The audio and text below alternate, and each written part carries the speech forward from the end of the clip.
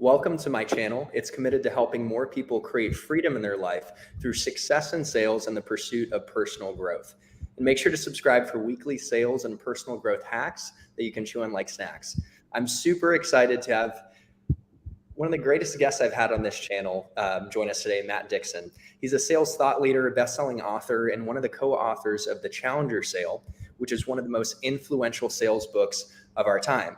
To give you some more perspective, I sold at Google Cloud, and The Challenger Sale was the basis of our sales methodology. And I continue to evangelize The Challenger Sale, but what I'm really excited about is Matt's new book, The Jolt Effect: How High Performers Overcome Customer Indecision. Did I get the second part of the title right, by the way, Matt? You did. I'm still, it's new, so I think I've messed it up myself, Chris. I like practice. I'm not going to lie like 5 times before this. But anyways, so guys, you're going to want to stay for the whole conversation. 1, to learn more about the psychology of selling, and 2, to come away with research-based tactics and tips to apply to be more successful in sales. So without further ado, let's dive into it. Matt, thank you for joining. And how has it been with the release of the new book? Hey, Chris, thank you for having me. I think the mission of your channel is fantastic, and Thank you. And if I can help in any way, that'd be great. And if I am one of your most famous guests, then it just means you need to get out more, as I said before. So, but I appreciate all the kind words. Sales perspective, definitely. Yeah. So new book, it is release date September 20th. So it's still in the offing here, and we've been doing some conversations like this one in advance of the book's release, and starting to get the word out. We wrote an article recently in Harvard Business Review that went out about stop losing to customer indecision, which was a little bit of a sneak preview of some of the research. So it's been fun as people have picked that up and want to learn more about the book, and gearing up for the launch, and it should be pretty exciting. So one call to action, guys, is I've linked the book, The Jolt Effect, in the description. I didn't realize it hasn't released. I was lucky, Matt, that you sent me a lecture so I could learn some of the nuggets. Right. So check it out. I put a link to Amazon as well as a link to The Challenger Sale, because that is an amazing book. So can we start, Matt, with some context on your journey as a researcher, as well as context on The Challenger Sale and what made it such a great book?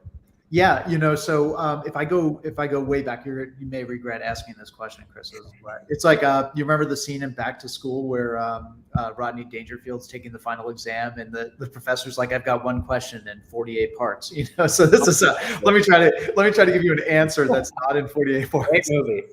So I was kind of on a path after college. I went to actually go get my PhD in political economy because I thought I wanted to be a university professor. And you got like 51% of the way through, fell victim to the sunken cost fallacy. I stuck it out just so I could finish the degree, but I decided I wasn't really cut out for academic life. And so I wanted to apply my research and writing skills and teaching skills just in a kind of a different domain area. And so I actually fell in with a company called CEB, which is now a part of Gartner Group. They were acquired by Gartner in 2017.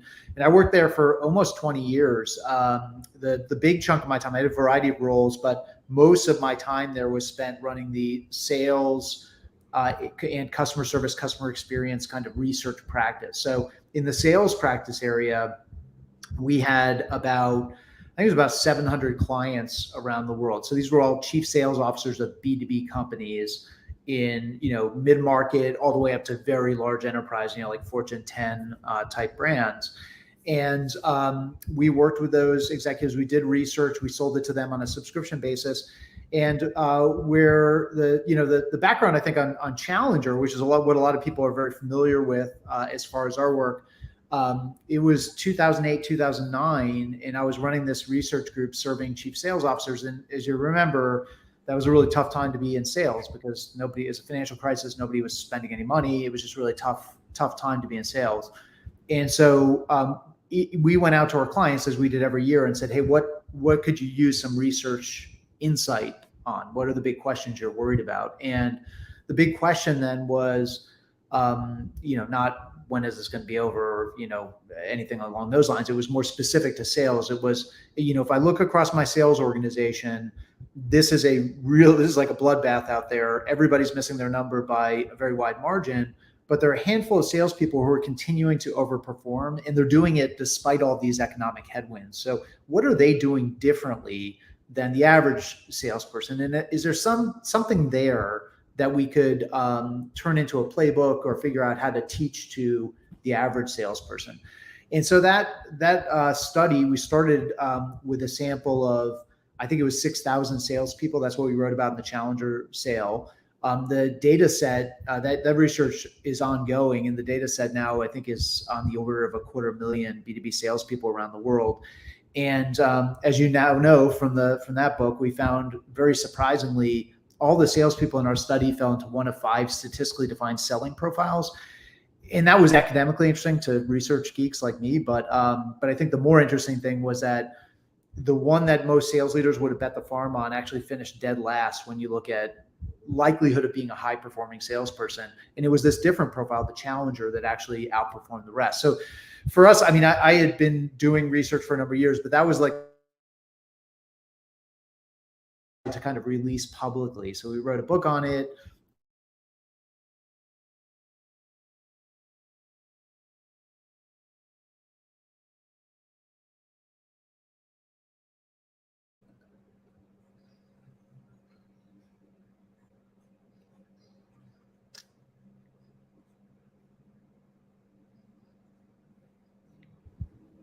Hey, Chris, you still there? Yeah, I don't know if that's on my end. Oh, I don't know. That was weird. Did you notice it just cut out completely? It totally cut out. Yeah. But we're back. It's okay. This happens in life, but it's so cool to hear from you as a researcher on your process. And it's just amazing that you could come in and be like, what are your core challenges? We'll dive into it and get you some answers. And so again, sorry to the audience. I pray to God that doesn't happen again, because what an opportunity to hear from you, Matt. But I guess pivoting, could you boil down what the Challenger looks like just for the audience who hasn't heard, so maybe they could try and model after it, some of the key characteristics? Yeah, the Challenger salesperson, we wrote about this in the book, that there are 3 things that make that salesperson unique relative to other salespeople on the team, and relative to the other 4 profiles that we found. The first thing is that the Challenger, their primary posture when it comes to sales is to bring a new idea to the table for the customer. Now, this is very different from what most salespeople have been taught to do for many years, which is to go in and find out what's keeping that customer, up at night, right? What's their big issue? What's their big challenge? And the hope is always been in sales that the customer will say something, and I can hook our value proposition or a product to whatever you just said you're worried about, right? That's the core of kind of needs diagnosis and solution selling. And that approach was really typified by the relationship builder salesperson, which again was the one that, most sales leaders said, that's the salesperson I really want. The person who's really good at diagnosing customer needs, asking those big questions, finding out what's keeping the customer up at night, addressing their needs. But we found that those people finished dead last. And it was the Challenger who brings that new insight to the table. So they're less focused, Chris, on trying to find out what's keeping the customer up at night, and more focused on showing the customer what should be keeping them up at night, right? Bringing those new ideas to the table. And when they do it, their objective is not really to get the client or the customer to think differently about them and their company and their product. It's more about trying to get the customer to think differently about themselves, right? So my goal as a salesperson, Chris, if you were the customer, is to get you to think differently about your own business and your own opportunities and what's right answer for you as a professional and for your organization and for the growth path that you're on, and so on and so forth. That's my goal. Now, there's some other things that Challenger does as well. The second skill was they're very good at taking that idea and making it resonate across the buying committee, because selling complex solutions today is it's like herding cats. So you got to make it resonate with all the different people on the buying committee. And then the third thing was that they take control. So they're not rude or aggressive or obnoxious, but they are assertive. So they do hold their ground, when the customer pushes back and the customer asks for a discount, or when the customer won't give us access, or when they don't buy our insight. The Challenger does hold their ground in a professional and empathetic way, but they do hold their ground. So what we like to say is Challengers build what we call constructive tension around new ideas, tension by holding their ground. Very different from the relationship builder who's they see it as their job to find out what the client is looking for, and be reactive and responsive and a great order taker and deliver what that client wants. It really was a paradigm shift for me because by nature, I'm a relationship guy. Mm-hmm. And it can yield fruit long term, but in today's world, you've got to create that constructive tension. So the Challenger was really helpful. And I actually, of all things, was at a networking event in Austin. I met a data center sales rep. And, most of us were talking about moving to the cloud, but the guy, I told him I was interviewing you. I was so excited and proud of that. And he's like, I've been told I'm a challenger. I could tell he was was charming, and, he had a good personality. He's a little in your face, but he even was selling me and challenging me. And it's like a challenger could sell, the data center business, even when most folks are thinking now about the cloud. So it's really powerful. And so, we have the Challenger choreography, which is something we could get into, but I'll put a pause and just say, guys, check out the book, and it's linked in the description because we want to get to the Jolt Effect. So I've got some questions for you to pull out some of the nuggets from the lecture you sent me in the book. First of all, what is customer not buying behavior? Yeah, that's a great question. So, I think the bane of every salesperson's existence is the no decision loss, right? It's bad enough to lose to a competitor, especially when the customer doesn't, they don't fully appreciate the fact that actually you do what they're looking for better than your competitor, and they go with the competitor anyway for whatever reason. That happens a lot in sales. But the bigger problem in sales is when the customer spends a lot of time with us. They consume a lot of our time, the time of our team, our subject matter experts, our solutions engineers, our executive team members, you name it, not to mention a lot of their own time and the time of their team members to go through an entire purchase process with us, go through an entire sales process, and then just ghost us or just end up doing nothing, right? So this is a problem we think is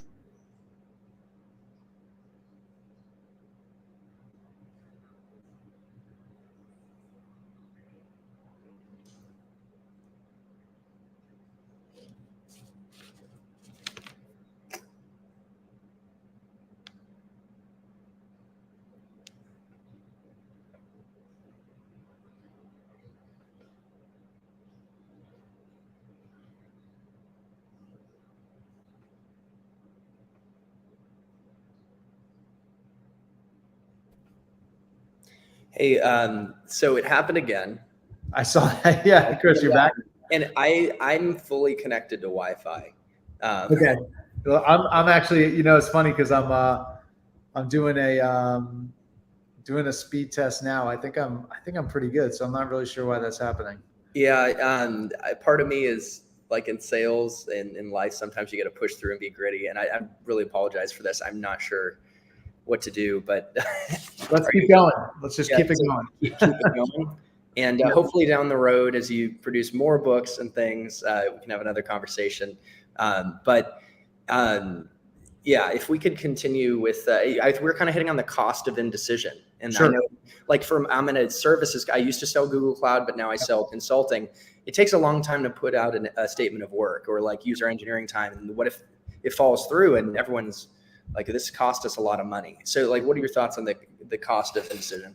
Yeah, no, as I was saying just a moment ago, I think I said this before we got the blackout. And we have to brace, it could happen again. And okay, hopefully it won't. But I hope not. But, it's a modern world. This stuff happens. So, we found in our study that anywhere between 40 and 60% of deals are actually lost to no decision. And so, to your question, Chris, think about that for a salesperson, or if you're a manager, think about it for your team, or if you're a CRO or CSO, think about it for the organization. 40 to 60% of deals are going through an entire purchase process for the customer to not end up buying from a competitor, but they end up doing nothing. And so what we studied in the Jolt Effect is two things. One is, why do customers do that? What causes customers to not do anything, to spend all that time and energy going through a purchase process only to not pull the trigger? And then two, what do the best salespeople do to avoid that happening to them? And so can we dig into those things? Number one is why. Yeah, absolutely. Yeah. So I think what we've always been taught in sales is that, the only reason a customer would say they want to buy from you and then kind of start wavering and backpedaling and maybe getting cold feet and so on and so forth. The only reason that could happen is because we haven't beaten the customer's status quo, right? They're still in love with what they do today. They prefer their homegrown solution. Maybe you're trying to get them to go to the cloud, but they're okay with the on-prem. And it's like, well, you know what? It's not that bad. It's good enough, right? Yes. Or maybe they do buy that what you're selling is superior, but the change journey is going to be, too onerous for them. It's going to be too resource intensive. It's going to be too difficult. So we've always been taught as salespeople, when the customer starts to backpedal and straddle the fence and get cold feet, it's because you haven't beaten their status quo. So we teach salespeople in those moments to go back and first use the carrot, right? Try to paint that rosy projection, the ROI calculation, how great things are going to be on the other side. And if that doesn't work, put away the carrot and break out the stick. So then you dial up the FUD, right? The fear, uncertainty, and doubt. How do you make the customer squirm a little bit? Realize the cost of doing nothing or of inaction. Show them, that competitors are gapping them in the market, or they're exposed to risk or cost leakage, or whatever the outcome is that we want them focused on. But try to get them to see that there's a burning platform and you got to get off of it. That the pain of same is worse than the pain of change. We talk about that in Challenger, right? And so what we find is that salespeople go back when the customer starts to waver. They go back and they have this beat the status quo hammer. And every waffling and wavering and backpedaling customer looks like a nail, and they just hammer them. And when that happens, we actually found this was kind of that's not surprising to us because that's what we've taught salespeople to do for years. But what was surprising to us is that 84% of the time it actually backfires. It actually makes it more likely the customer is going to end up doing nothing, not less likely. And so there was a question. We started heading down this path of like, well, clearly what today's salespeople are doing is not effective in terms of being the status quo. And as we started to explore, we didn't really find much in the data. And we realized we were actually asking the wrong question all along. The question we should have been asking is, what causes a customer to do nothing? So not what does it take to beat the status quo, but rather why does a customer do nothing in the first place? And when we asked that question, something surprising revealed itself. What we found is that there are two reasons a customer will choose to do nothing. The first reason is that they actually prefer their status quo. That's the reason we've all been taught. We've always been taught that's the only reason the customer would do nothing, right? It's because they deep down just prefer the status quo and believe it's good enough. But that turns out is only one reason that the customer will do nothing, is a commitment to their status quo, preference for the status quo. The other reason is that they're indecisive about changing the status quo. Now, those two things might sound identical, but let me explain how they aren't. Yeah, what does the second one mean? The second one, so what does it mean to be indecisive about changing the status quo? We found that it means three things.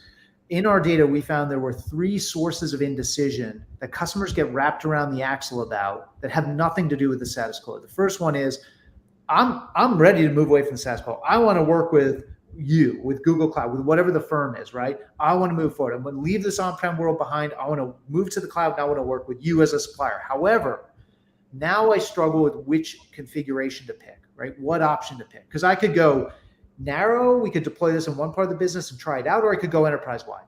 I could, if it's a, imagine like a SaaS product, I could buy 10 seat licenses, or I could get everyone a seat license. I could buy the professional services, or I could do it myself. I could go with the 1 year, the 3 year, the 5 year contract. Think about all the different partner integrations we offer, all the different options we put in front of the customer, and it's them worrying that they're going to pick the wrong one. So we call that a valuation problem. That's their concern about picking the right thing. The second one is a lack of information, that the feeling that they haven't done enough homework. I don't feel like I'm enough of an expert here. Yeah, again, let's stick with Google Cloud. I know we want to move to a cloud provider, but there are a lot of cloud providers out there, and they're all world-class brands. I don't really feel like I've done enough research. What are the things that I, as a buyer, a CIO, or a CTO, need to watch out for when doing a cloud migration? What are the things I need to be aware of? And there's just so much information out there, and I just feel like you know more than I do about this, and I'm not informed enough to make a good purchase decision. Yep. The last one is what we call outcome uncertainty. This is where the customer may know what they want to pick, and they may feel like they've done enough homework, or perhaps they just trust that they don't need to do all the homework because they're in good hands with a knowledgeable salesperson.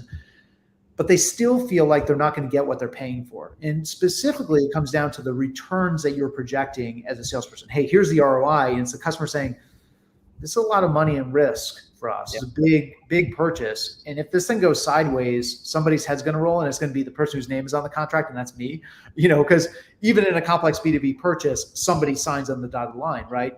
Outcome uncertainty is the customer's fear that they're going to be left holding the bag, that they won't realize the benefits from the purchase. So those three things, it turns out when you add them up, those sources of indecision are 56% of those no decision losses. Only 44% in our analysis were because the customer preferred their status quo.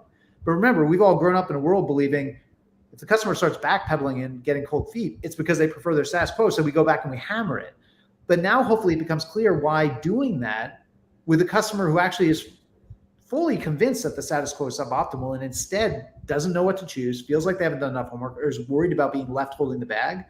If you go back and hammer the status quo and dial up the FUD and create that burning platform, you're kind of tone deaf, right? And you're missing what they're really worried about, which is personally making a mistake. So if I were to sum it up, what I tell you is this: beating the status quo is all about dialing up the fear of not purchasing, showing the customer the cost of their inaction. Here's what's going to happen if you don't move forward, if you stay the course, if you stick with your status quo. It is not good enough. There's a real cost to inaction. But again, that's only 44% of those no decision losses. 56% of the time, it's about one of those other things. I don't know what to pick. I didn't do enough homework. I'm going to be left holding the bag. Overcoming indecision is not about showing the customer what they're going to miss out on. It's about showing the customer that they're not going to mess up. So it's about dialing down the fear of purchasing. And at the end of the day, what we know from human psychology and from our own research is that customers are fine with missing out. They are not fine with messing up. And that is why so often in sales, we'll encounter a customer who's like, I hate the status quo. I'm ready to depart it. I want to work with you guys. And then they end up doing nothing because they're worried about messing up. They're no longer worried about missing out, right? And going back and trying to convince them of the cost of inaction, again, it rings hollow with them. And at worst, it makes things actually worse. It gives them more to be worried about, right? It makes them more likely they're going to do nothing.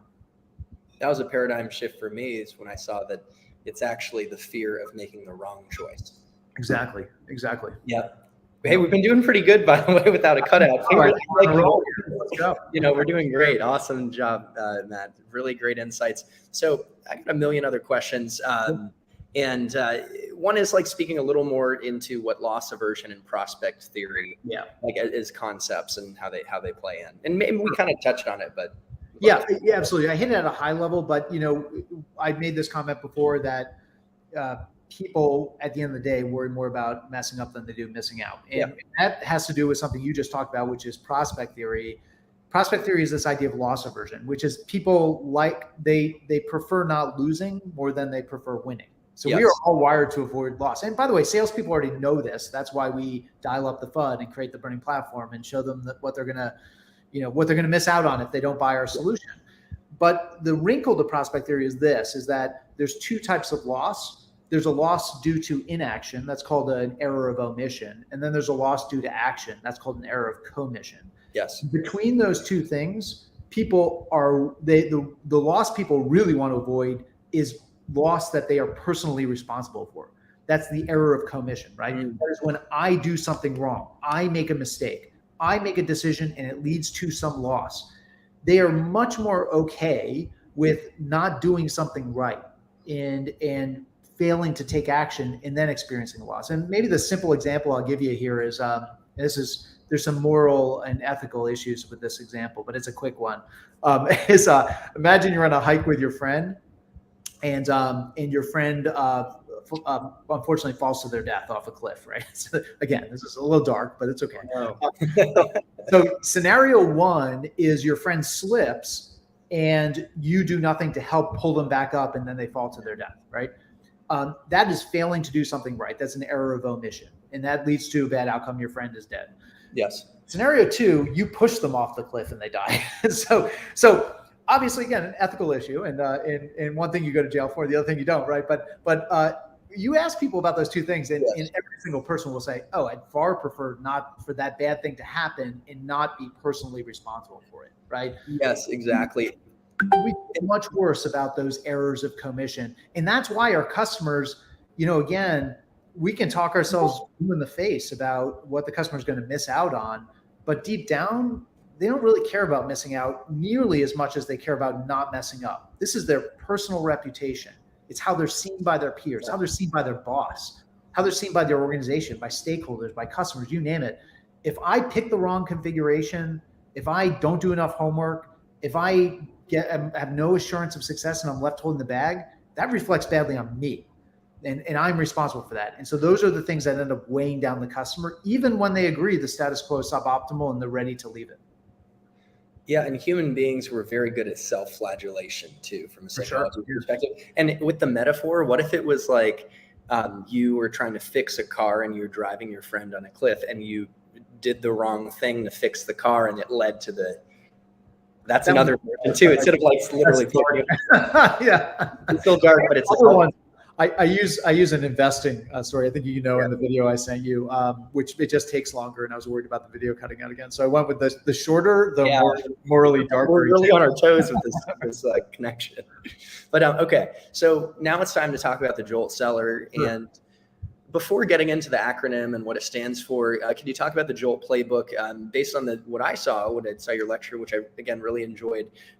There's a typical sales playbook, but the Jolt Sellers have like 2 playbooks. They have an extra playbook. Can you talk us through?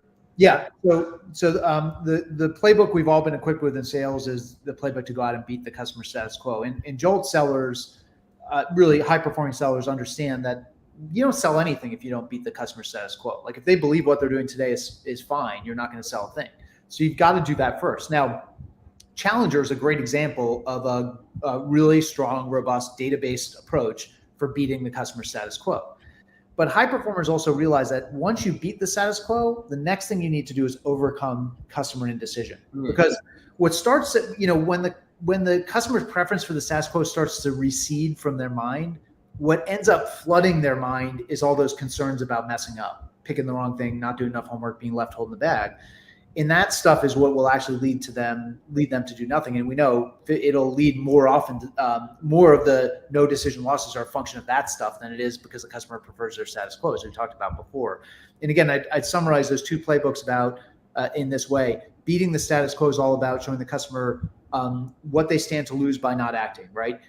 Dialing up the fear of not purchasing, the cost of inaction. But overcoming indecision is about dialing down the fear of purchasing. It's about lowering the anxiety, right? Providing some confidence givers to our customer that they are making the right choice. They have done enough research, or they don't need to do the research because I've done it for you, and you're in great hands with me as an expert. And I'm giving you a safety net here. You're not jumping off a cliff with no safety net. There's some great assurances that we're going to put in place to make sure we get those returns that we projected, and make sure you look like a hero and a champion, not like a fool for having bought the solution. So that is the difference in those 2 playbooks. And again, as a salesperson, you got to know when to switch gears from beating up the status quo to now overcoming indecision. And we talk a lot about that in the book, about when do you toggle from one playbook to the next. But the point is, in sales, there is no or. You got to do both to be a great salesperson. That's what we found. Great salespeople are really good at putting that status quo to bed, beating the status quo, but then shifting gears to overcoming customer indecision. Beat the status quo, number 1, then beat indecision. And I've seen it in my own book of business experience and with my peers. In today's selling world, these sales cycles really can drag out. Like you could think you're at the end, you even have a proposal in front of them, and there's something holding them back. Yeah. And I mean, this is so relevant. And again, I've been evangelizing it to my peers at Google and at my company. It's really great stuff. And so what does Jolt stand for? Can we start to go through the acronym and walk through each piece? Yeah, Jolt is an acronym. I'll give you just kind of a hot walk through the 4. It's 4 behaviors that we found in the data. And one of the things I didn't mention, Chris, earlier is the way we did the research was, we think, pretty interesting. So, back in March of 2020, when we were all learning how to bake sourdough bread and watching Tiger King on Netflix, we actually, because we're research nerds, we saw this as kind of a golden, it was sort of a golden opportunity to study sales in a very new way. So we went out and partnered with several dozen companies and collected 2.5 million sales calls, because sales went virtual literally overnight. So now suddenly the mundane sales calls and the really important sales calls, those critical calls, were all happening on Zoom and wow, Teams. Talk about data. Yeah. So we had all this mountain of data. So we used machine learning from a company called Tether, a conversation intelligence company, Yep. to bring sense and structure to that data, and then built a predictive sales model, all through the lens of, again, what causes a customer to do nothing and what do the best salespeople do to avoid that. And so what we found is these 4 key behaviors that high performers exhibit. The first one is high performers are really good at judging the level of indecision. So they do that through a combination of kind of active listening, but actively picking up signals, not just that this customer can buy, but whether they can decide. So they're trying to understand, like, do they show markers of being an indecisive person, right? And there are hallmarks of personal indecision that they're looking for. They're not trained psychologists, but they're tuned to what are the things that are going to signal to me that this person's never going to pull the trigger on this. They might be great use case alignment, might be great industry fit for us, but this person is indecisive and unlikely to pull the trigger. And when that doesn't work, they're very good at making powerful requests and sending out what we call kind of pings to the customer to sense and be able to respond or pick up on whether they're indecisive. So again, judging the level of indecision, we do that for 2 reasons. The first is, with a moderately indecisive customer, it teaches us what we need to do to get them over the line, right? How do we deploy the rest of our playbook? With a deeply indecisive customer, though, it might tell us we should cut bait. Like, this is not a deal. Sorry, it's my dog. My dog says hello. I've got a puppy, and she's usually in these videos and barks and squeaks her toy, but I'm actually I feel like today's day and age, no virtual discussion. It brings humanity to the conversation. And life, I love. So anyway, so I digress. So that's the first thing. So it teaches us how we actually what we need to do to overcome indecision. We've got to be able to ascertain where's the indecision coming from, how deep is it, how intense is it, right? But also in extreme cases, it might tell us this is not a customer you should spend time with, and you should deprioritize them or actually fire them entirely from your pipeline. As the old saying goes, you don't want to chase garbage trucks. So that's a great saying. And I was raising my hand like I'm in class, because the idea of powerful asks, I want to double click into that. Powerful asks. It sounded funny the way I said that. What does that look like? Is that like a tool to ping to test the indecision? Like, can you give an example? Yeah, I mean, it runs the gamut. Some examples we found in the calls we analyzed, you'd find high performers trying to the way this came across, Chris, was it's almost like you're trying to articulate what you think is going on in the customer's head. So, Chris, it sounds like you're not ready to move forward with this. I can't put my finger on it, but it just feels like maybe this isn't the right time for you guys. Or that was good, by the way. That was really good. I like how you frame that. We found a couple of examples of high performing salespeople saying, in not an aggressive or obnoxious way, but we've got great alignment here. It seems like you really are not happy with what you guys are doing today. You think we're the right partner to move forward with, but we're still here 6 months later. Can you just tell me, why haven't you guys bought yet? So sometimes these are very active, powerful requests. But I think the way I'd put it is, it comes across as the salesperson empathetically trying to articulate what they think is going on in the customer's head. It sounds like maybe you're just not feeling like you've done enough homework here, or this is going to be a really big decision for you guys. And I'm sensing you're feeling a lot of anxiety about this. And am I off base? Let's talk about it, because maybe there's something I can do to help navigate through that. Right? It's not aggressive or obnoxious or pushy or rude. It's a very empathetic kind of approach. So again, that would be an example of kind of a ping that we would send out to our customer and try to get that echo back, almost like active sonar, right? When our listening fails us, but we're sensing some indecision is lurking there, these kind of moments can get the customer to respond. It's very hard for the customer to. You know what? I literally have a customer with a proposal right now that I could say, like, hey, it seems like cost was really a concern to you, and we worked hard on our end to bring the cost down to meet your budget. Yeah, and it's aligned. And you even said that, you're going to get substantial productivity gains for your top people by implementing this. Well, I'm curious, why haven't we moved forward yet? Or I don't know, like I haven't tried that one on, but something like that. It's like, I can actually apply that. This is really. There's so many great stories. I'll tell you a really quick one, but a CEO I was talking to recently had a very similar story, and sometimes in a way that only the CEO could do. like, took the client out for coffee at a conference they were both at, salesperson's not there, and really said like, hey, Bob's been forecasting this to close for every month for the past like 8 months now. Yeah. And I'm starting to think we're wasting each other's time, but can you tell me, like, why haven't you guys bought? And, there was a little bit of like, well, no, it kind of dancing around it, but he kept on it. And finally the customer said, I guess what I didn't share with Bob is that I've kind of got egg on my face right now. And the CEO said, well, tell me what you mean. He said, well, last year I advocated for our company to fund $1 million platform that was supposed to do the stuff that your platform does, but it turns out we were oversold by the salesperson and it doesn't do the stuff yours does. So now we need your solution as well as theirs.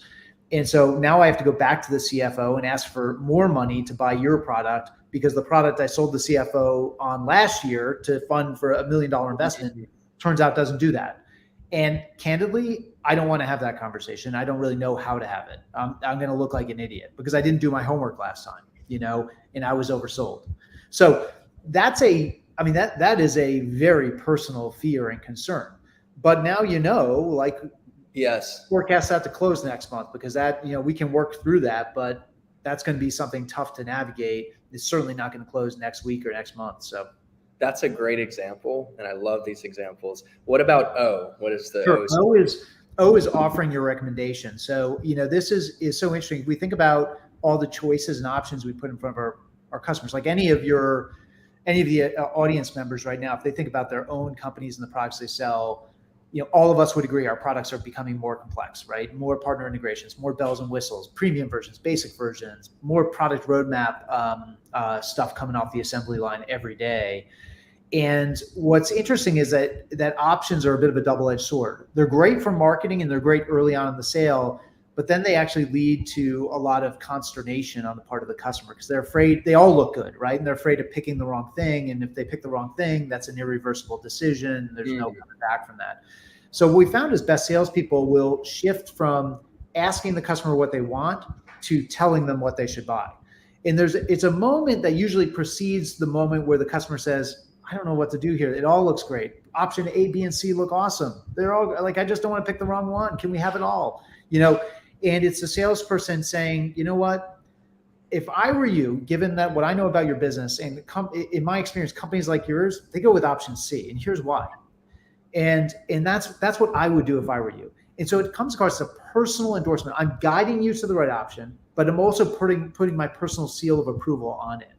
And so in some ways, what it does is it narrows up the consideration set. I don't need to think about options A and B because now I know option C is the right one. I'm going to forget about those two.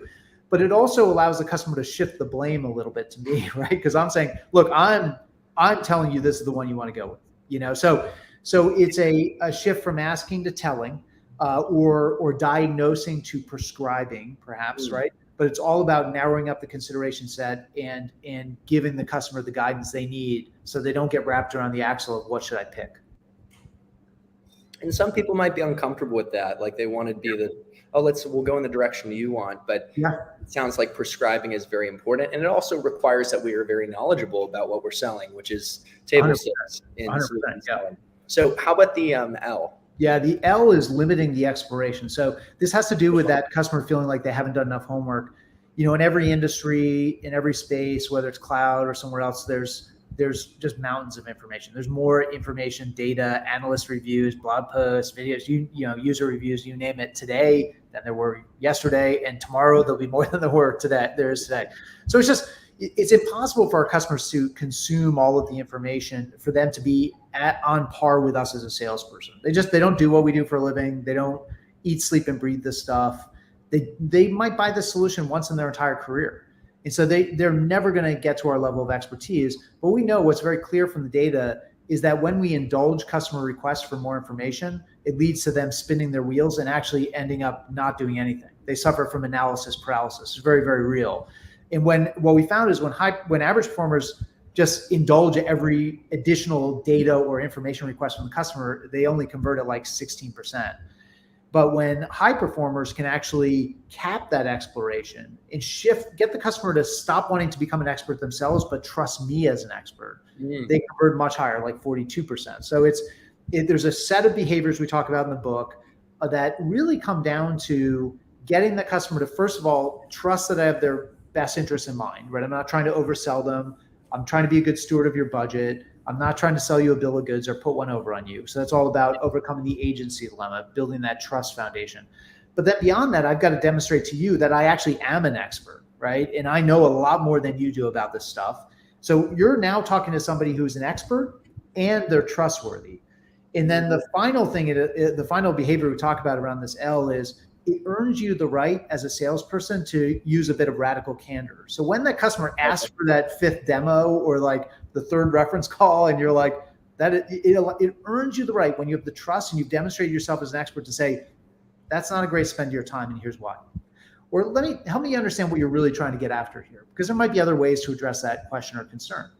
And only by laying that foundation of trust and demonstrating yourself as an expert, which we talk about in the book, what high performers do to do that, and how they do a lot of different things from their average performing peers to demonstrate expertise.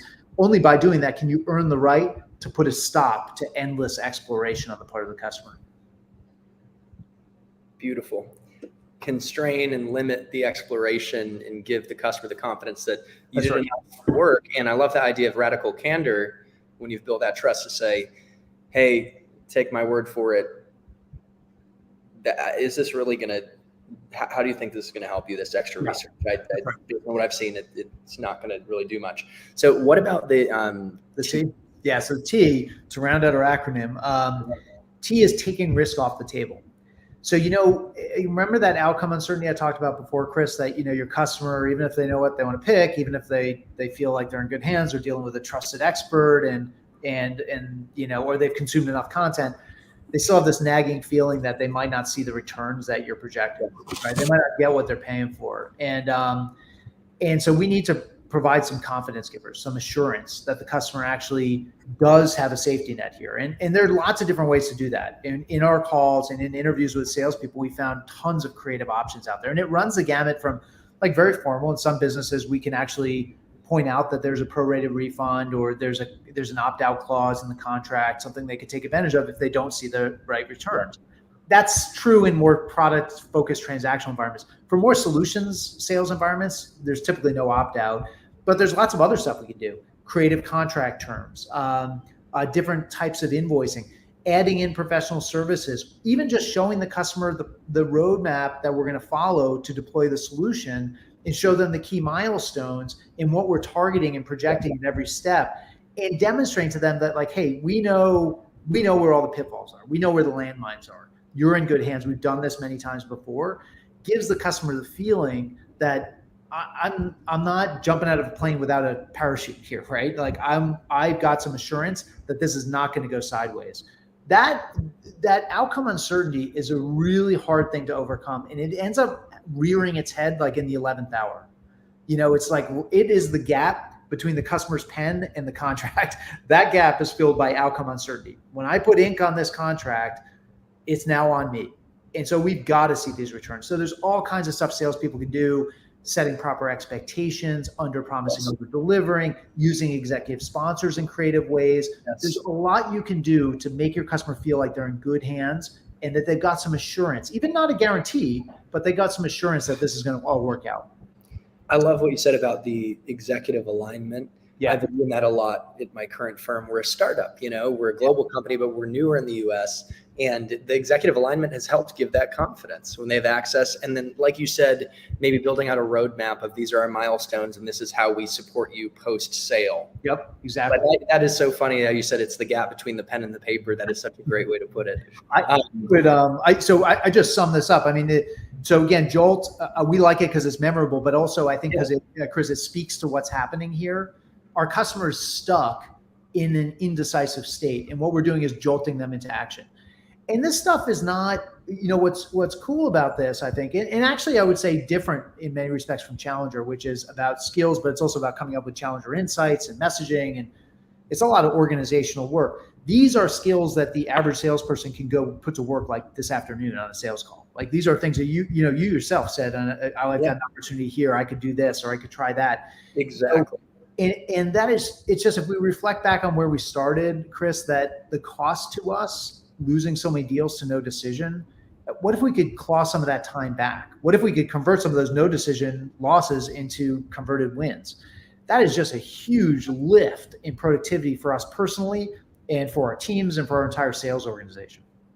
And, like I said, my mission is to help more people create freedom in their life, and sales is a vehicle to do that. That's right. And so these tips, in a way, a beautiful way, contribute to that. More people could apply it, make more money, use it to support their passions, their families. It's just a cool thing. I like to think on a deep level like that. But, we have 12 minutes.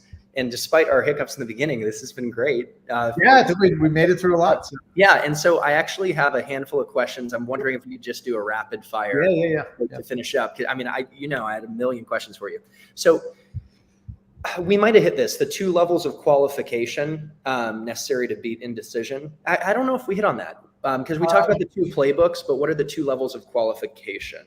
So we talk about, there's a few things we talk about in the book. Well, actually, we talk about 3 levels actually in the. Okay. So one is depth of indecision. So depth of indecision is about identifying what the different sort of, if you will, indecisive personalities we might encounter in sales.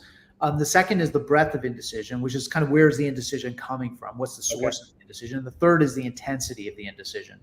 So I'll hit on each one quickly. So depth.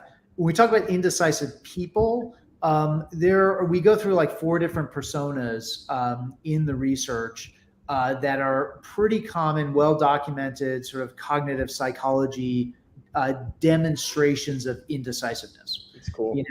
Whether somebody's a satisficer or a maximizer, how they consume information and process information, how they go through selection. Is it what's called compensatory or non-compensatory? In other words, are they able to prioritize 10 attributes of the solution? These 3 are the most important. These other 3 are kind of important. And the other 4, we don't really care about.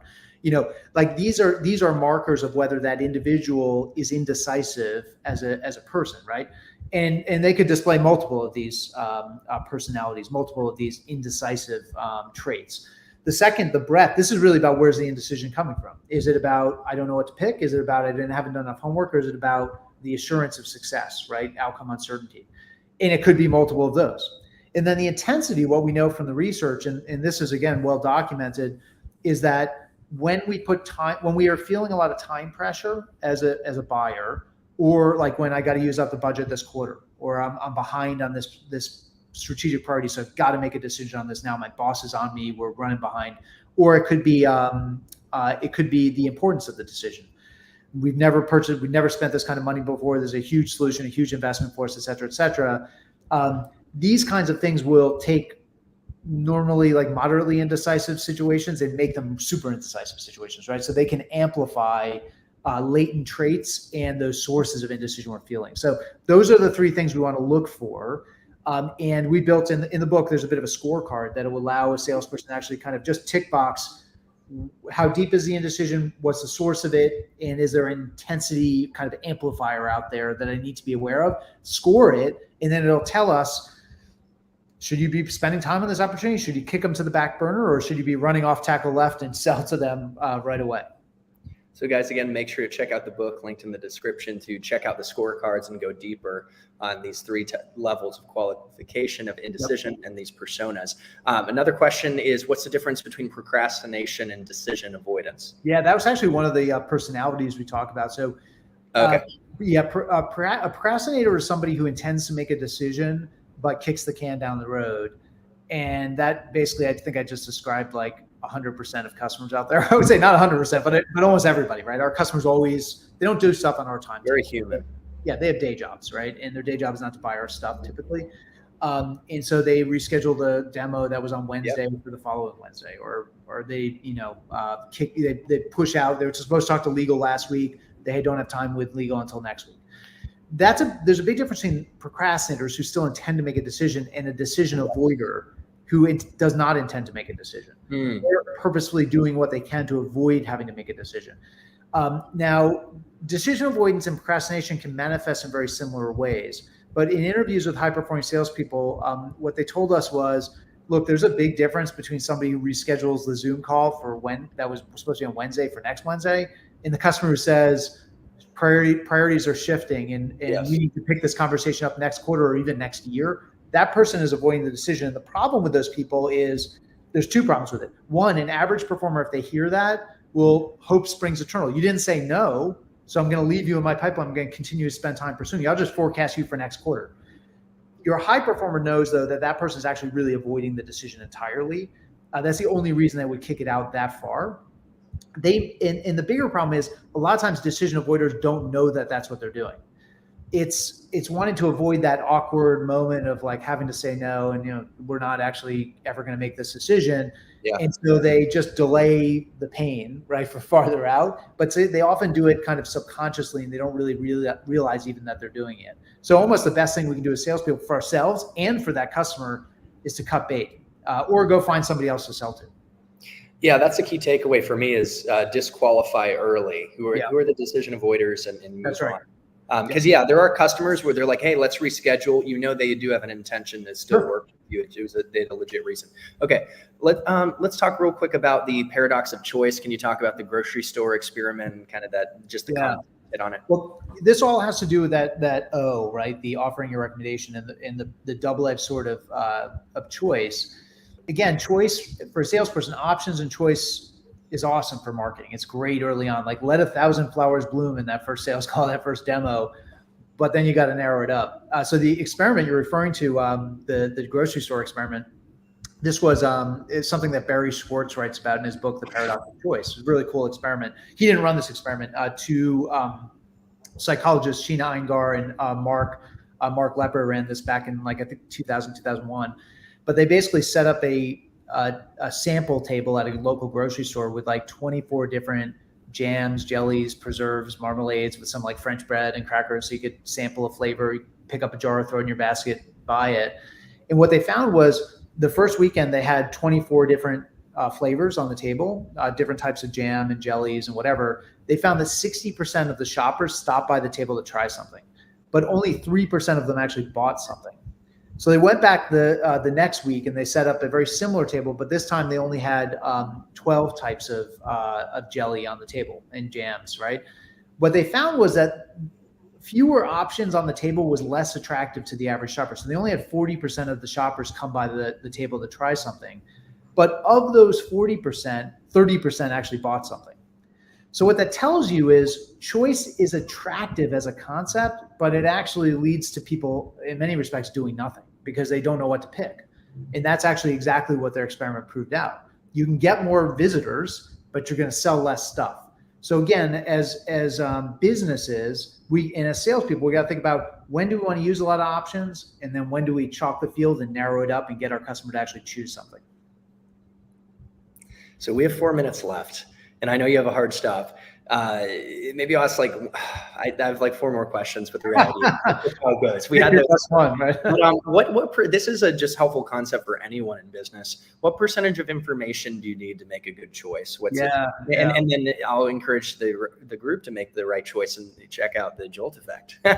Great, that is a good recommendation, Chris. But anyway, so maybe we just end on that. And let me also say, I think.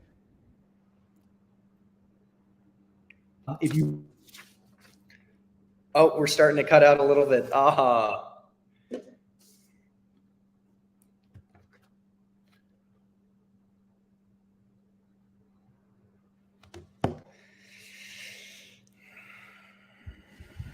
we were so close. Hey, we were so close. We got a good, All right, let me say this. Yeah, finish. We got 3 minutes. Go ahead. Yeah, I'll say this really quickly. So send your receipt to preorders at jolteffect.com, and we'll invite you to an event we're running in early October. We're going to have some special guests like Dan Pink, who's New York Times bestselling author, is going to be there. Yeah. So come and join us. Send your receipt to preorders at jolteffect.com, and we'll get you signed up for that. So your question was on. One more time. Preorders at jolteffect.com. I'll link it in the description, and I'll send my receipt too. Dan Pink, didn't he write To Sell is Human? He did. Yeah, I always tell people that it's I think sales demands you become a better human being. But before I let you go, tell me again, what was your last question? Last question, and we'll wrap it up. Is what percentage of info do you need to make a decision? You know? Hard to say, but what we like is the Colin Powell principle on this one, which is P equals 40 to 70. Where P equals the probability of success, and 40 to 70 is the amount of information. 40 to 70% is the amount of information you want to make a decision. What Powell, he was a lifelong student of leadership, and what he used to talk about is best leaders make decisions with more than 40% of the required information, because otherwise you're just guessing, but less than 70%. Because if you go beyond 70%, then you get into the analysis paralysis zone. And this is very much what we found in our own research. Super helpful. And one other question, it's so funny, Brandon, who's in the audience, sent a question. I don't expect you have an answer, but he said, how rare is it to make $1 million in sales? Now, I'll tell you this, I've actually known like 5 people, like personally through Oracle. He even flashed his W-2, which was a lot. I think he's what a character, Google and other places that did make $1 million, over $1 million.